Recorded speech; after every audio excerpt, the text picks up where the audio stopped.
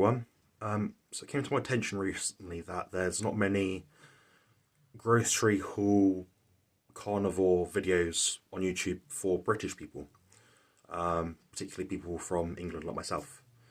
So I thought I'd make a video just showing you guys what we have available over here in England, and a little hack that you might find useful if you're trying to save a bit of money when shopping. So look ahead and see what we've got in store. So here we've got basically a Ocado delivery, which is some kind of middleman for Waitrose and M&S here in the UK. They might supply other supermarket chains, but they're the main two I can nail down and say for certain they do sell. It's got some salmon fillets. These are M&S. I imagine they're farmed. I'm pretty sure they're farmed. There's a whole big thing about farmed versus wild salmon. What I'm going to say is, if you look at the welfare standards of salmon in farmed fisheries, it can be quite different depending on where you look. Of course, some farmed salmon is trash, some isn't trash, so you know, it's almost potluck in where you're getting these sourced from.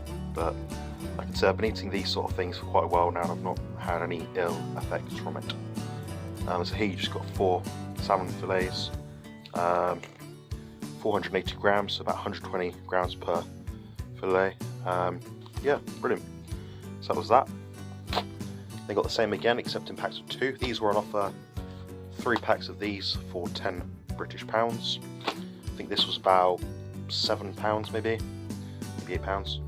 Got some la-di-da butter, so that's our British way of saying something that's very expensive but probably doesn't have to be or shouldn't be. Yeah, so that's just French butter, beurre de barat à la fleur de sel de Guérande. Probably butchered that, but I'm sure my friend Claire will be able to correct me on that one. Basically, it's butter with sea salt in it. Yeah, brilliant. Then Signy Sember. It's an unpasteurized salted butter, pasteurized. It's exactly the same as the one that they sell in Aldi, but I'll explain why I bought this stuff recently at the end of this video. Some organic salted butter. Looks like the packaging's frayed a bit, but the butter is intact. That's the main thing. Soil Association. Yeah, it's a good quality butter basically. It's all organic sort of stuff. Just to try really. I wouldn't usually buy these sort of things. We'll stay in the dairy department for now. Parmigiano Reggiano. Now, what you want to look out for, I don't know if it's the same in the US, but you look for this little signal, which is red and yellow, I believe. It says, God, I'm trying to remember now, designation of protected origin, or something like that, DPO. Basically it means this is a product sold, made under strict legislation, which means it will be universally the same in order to have this name on it, Parmigiano Reggiano. And that's the same for these two here. That's a red and yellow little sticker.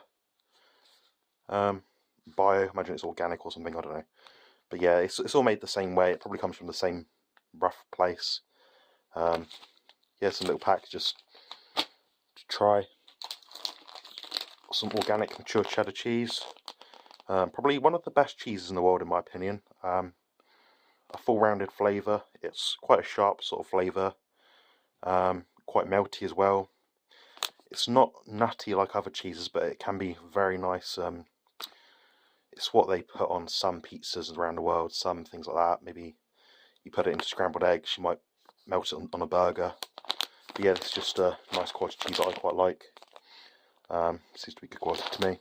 If you're wondering, like, yes, I am filming this on a spare guest bed, because it's very noisy downstairs and there's a lot of washing stuff going on, which I don't really participate in very much, but yeah. Next here we've got some organic milk. Now, to my surprise, this came in like a weird plastic carton. I'll probably get a lot of criticism in the comments for this, but I don't know many places that sell milk in bottles anymore, like glass bottles, so I'm easy, I don't really mind. But interesting to see this one. It should be quite nice. obviously find out. I'm not sure how it's going to be resealed, if it can. There's cut here, so we'll see about that. Next we've got best ever burgers. So yeah, just 2 thick burgers with, I don't know, probably bone marrow and stuff like that in it. It's probably quite a nice sort of flavour. These are routinely very tasty, in my experience. Aberdeen Angus beef burgers. I do prefer, actually, Aberdeen Angus beef. Not because it sounds like Angus and masculine, but because it does actually seem to taste better. Probably has, salt, black pepper, quite standard seasoning. Probably not going to break the health bank, but I'm quite happy with that. Now we've got here some organic beef burgers. It's usually about a pound worth, so 54 grams. Yep. I tried to pick ones with less ingredients if I can. These all, in this country at least, seem to have added things in it. It's not going to be shelf stable if you just sell beef patties, unless you go to like a separate butcher's, maybe that does that specially, but they all tend to add these things in. But what you want to look at is the carbohydrate amounts in each burger, and you usually find it's like a gram or something, which is quite trivial in the grand scheme of things. It's not necessarily the carbohydrates we're concerned about, but it's the plant anti-nutrients. So looking at these is probably not going to break the health bank again. I'm quite happy with that. Now these ones here I was a bit sketchy about, but these were on a 3 for 10 offer. So 3 for 10 British pounds might be something like maybe, I don't know, 11, 12 US dollars. Now, I didn't realise this until after I bought it, but it's got a load of stuff in it which I didn't really know. Yeah, my own mistake. But yeah, if you look at the carbs here, 7.8 grams per burger, so it's going to be a lot of stuff, and evident in the fact that there's more than, I don't know, 3 ingredients in here, which is what burgers should have. At least the ones in the shops anyway. So it's got a load of stuff here that you have to add in.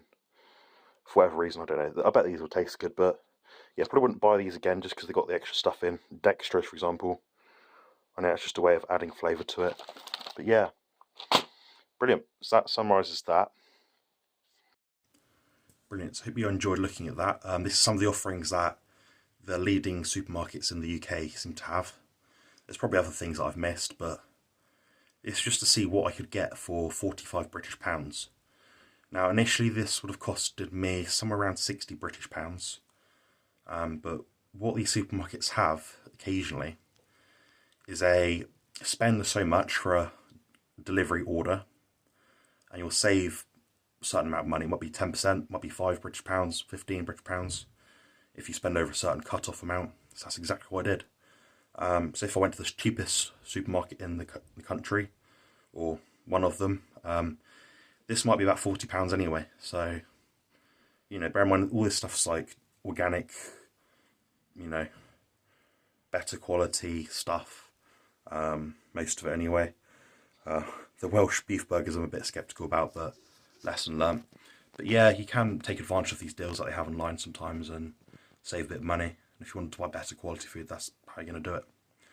But yeah, that's pretty much what I'll be eating in a week roughly, plus and minus a few different things. Might try different cheeses sometimes. Might use Gouda, might use Emmental. Things like salt I'll buy sometimes, or maybe seasonings here and there. Depends what I feel like doing. Some days I might not have any. It's quite normal for me. But yeah, gives you an idea of what things are on offer. What I'll do at the end of this video is, for anyone that's curious, is I'll attach the receipt and give you guys an idea of how much I've spent on this stuff. And if you wanted to find it for yourself in England, you can find it. So there we go. Cheers.